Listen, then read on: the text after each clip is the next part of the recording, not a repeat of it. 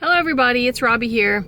Welcome to my first edition of Confessions of a Homeschooler COVID-19 edition, because I'm literally sitting in the middle of a park and ride parking lot in my van. I put makeup on today for the first time in I don't even know how long, but yet I was too lazy to change out of my lounge clothes that I slept in last night. And I went to Walmart to look for toilet paper because I'm down to my last pack, and I have a family of 5. I have 2 teenagers. Y'all, I need toilet paper. I cannot run out of toilet paper. And yet nobody ever has any. I've been to numerous stores. I go every few days to check on toilet paper, and there's never any. Never. And so there's got to be a trick to it. Like, I know there's not a shortage of toilet paper, right? Supposedly it's all manufactured here in the United States. So where is the toilet paper? I just want to know if anybody has a secret to how to get a hold of toilet paper. I think about that scripture that says, do not worry about what you will eat or drink or what you will wear, for God, your Father, is aware that you need these things. And I keep thinking, but toilet paper isn't mentioned. We need these things. We need toilet paper. So does that include toilet paper? I just haven't gotten desperate enough to order it off Amazon for $60, okay? So, but somebody actually created a toilet paper tracker for Costco, and you can look up your location and you can see if they have toilet paper. But a friend of mine tested it and went and they had no toilet paper. So I don't trust it. So I'm just coming to you to rant, basically, just let you know that if you're feeling frustrated and you can't find toilet paper and you need to get out of the house and sit in a parking lot just to get away from it all, just for a few minutes, you're not alone. I don't get to be alone in my house, and as a homeschooler,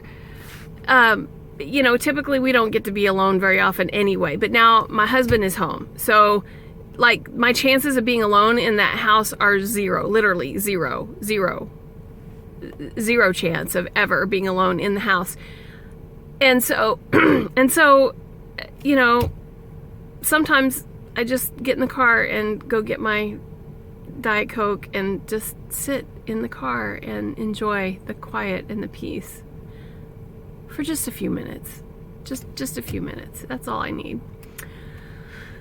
So anyways, how is your homeschooling going? Since this whole thing started, we haven't actually done any homeschooling. Again, confessions of a homeschooler during COVID-19 quarantine. Our spring break was supposed to be this week.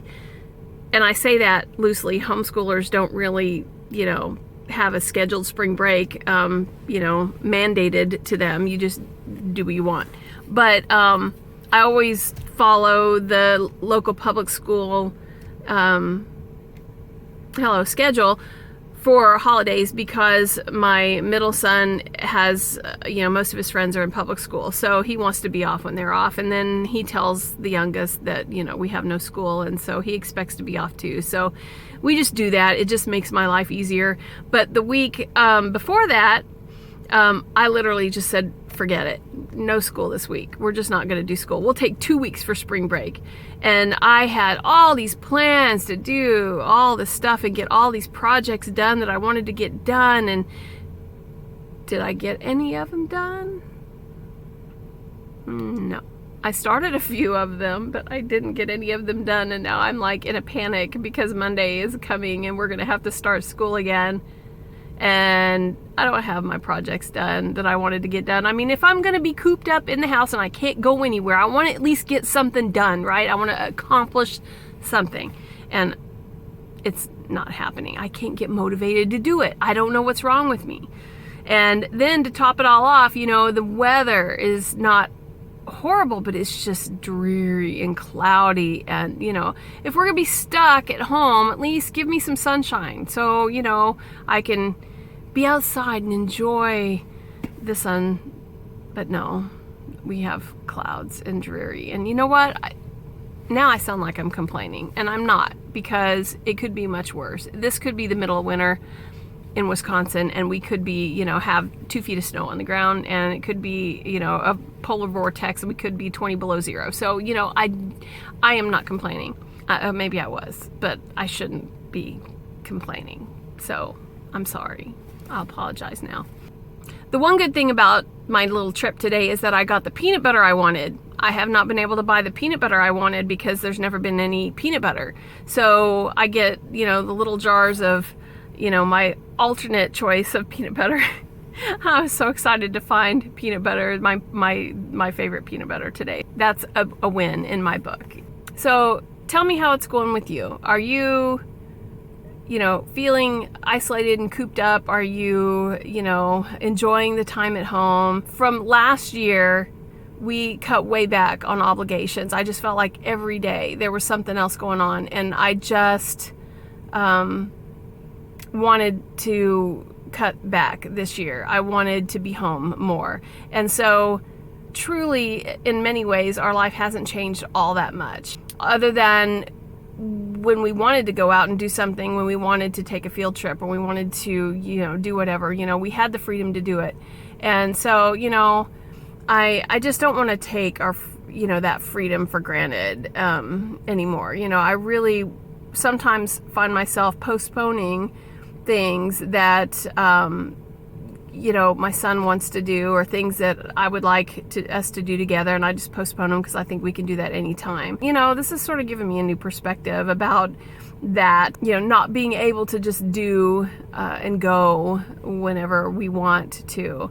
So, you know, that's a big change. My house is still a wreck. I still have a lot of unfinished projects, but, you know, at least we're healthy. At least we're not dealing with sickness, and at least we're not, you know, wanting to kill each other, you know. Back to my confessions, okay? So I keep seeing people posting on Facebook about how this has brought their family together, and they're eating dinner together, and they're playing games, and they're enjoying all this time and all this togetherness and this and that. And I'm just like, that's not happening in our house. I'm not a TV person, so I don't like to watch TV. My son, my youngest, likes to watch TV, but nobody wants to agree on the same television show. So everybody kind of goes their separate ways and takes their meals with them. The oldest lost his job, so he has quit job hunting because he doesn't, you know, want to be in the public arena. My husband lost his job, but he got laid off. He's been still applying for jobs, but nobody's hiring right now in his field. For sure, he's in the hospitality industry. Yay! The oldest, who's just turned 20, and my middle son, who just turned 17, they've now gone on to a schedule where they're basically up all night and sleep almost all day. They're not even awake when we're awake. Everybody is off in their own world doing their own thing. My youngest just wants to play on the computer all the time because that's where his friends are, and that's where he can engage with them. We're not together. We're not having the togetherness that that everybody keeps talking about, and I'm like, what's wrong with us? We're going to try to make some changes, do more family game nights and that sort of thing. Am I the only one? I mean, please tell me I'm not the only one who is not falling into this blissful, you know, togetherness thing. I'm feeling a little guilty about that.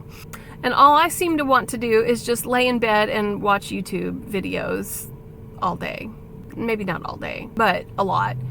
And that is just not productive at all. I don't know what's wrong with me. What is it about this time of being forced to be at home that makes me not want to do anything? Is it the idea that, you know, this could go on a while and I've got plenty of time to get this stuff done? I don't think so. But, you know, I'm just wondering if subconsciously maybe that's it. Sort of taking for granted the fact that I've got all this time on my hands right now. I don't know. I hope I'm not alone. I just hope I'm not the only one that's going through this. To top it all off, when the schools closed, my son's friends all got an extra week off for spring break. So that was part of the reason why I decided to go ahead and take the week off for the youngest one, because I knew my middle son would get nothing done. Like, there's no way. With his friends all being off school and calling him and bugging him and wanting to do stuff and play online with him and all that kind of stuff. When I say do stuff, they weren't hanging out. But yeah, just doing stuff online, talking and FaceTiming and all that kind of stuff. There's no way he was going to get school done. And sure enough, no, he didn't like get anything done. And so now I'm sort of dreading the whole, you know, going back to schoolwork, because all his friends are going to be doing the online school. There was a time when they had to do some of that last year because we had so many snow days, and they literally just were like, I'm not doing that, and they just didn't do it. And so if they're gonna be like not doing their work, and or it's gonna be really stupid and easy and they get done like really fast, then they're gonna be trying this, you know, getting my son to play online all the time again. So I'm just like dreading the whole, I'm dreading it. I'm just dreading it. We're in high school, right? This is supposed to be serious. There's this part of me that's like feeling really, really guilty about how loosely school has gone this year, because I'm so focused on the middle one. I mean, the young one. He needs so much more of me one-on-one than he does, than the middle one. He's, you know, a junior this year, so he's independent enough. You know, he doesn't need hand-holding, but yet he does when it comes to actually getting work done. You know what? If you want to graduate when you're 20, then that's your choice. Just, he doesn't want to wait till 20. He wants to graduate with his friends, but yet he's really behind. I love homeschooling. I love being with my kids. I love that my kids are home. There are things that I know that I could beat myself up about all the time, but yet I can't. Like, we just can't. So if you're similar, you know, if you have some similar scenarios going on in your homeschool, in your home, you know, if you have some things that you can relate to with this. Sometimes I go to these channels and it just seems like everybody does everything so perfectly all the time. They have these beautiful, clean houses all the time, and they have this beautiful space, and everything's so perfect and organized, and they, you know, have all of their work done without argument and without problems. And I'm just not that person. I'm just not. So I just thought I'd come on here and just spend a minute letting you know I'm not perfect, but it's still a beautiful thing. My son will get his work done. You know, the younger one will, he's fine. Like, because I'm in charge of everything that he does, he's fine. I think sometimes slowing down isn't such a bad thing. You know, sometimes when we slow down, we can self-reflect, we can, you know, sort of figure things out, we can take stock of what's important and then make the changes that are needed. And it doesn't all have to be perfect all the time. I have to remember that, you know, when we put these videos up, we're seeing, you know, a staged environment, and we're seeing an edited video. We're seeing everybody's best foot being put forward. And I remember this one friend of mine homeschooled for 1 year, and every post I saw was just so beautiful, like just made it look like a dream. I wasn't even homeschooling at the time, and my kids were in a traditional private school, and so at the time, I literally was like, oh man, I could never do that. I'm not patient enough. There's no way I could do that. She just made it look so beautiful. And like everything was going perfectly, and just, you know, they were having the best time. And then I talked to her in person, and she told me, you know, about some of the struggles that they were having, how hard it was, and they didn't homeschool after that.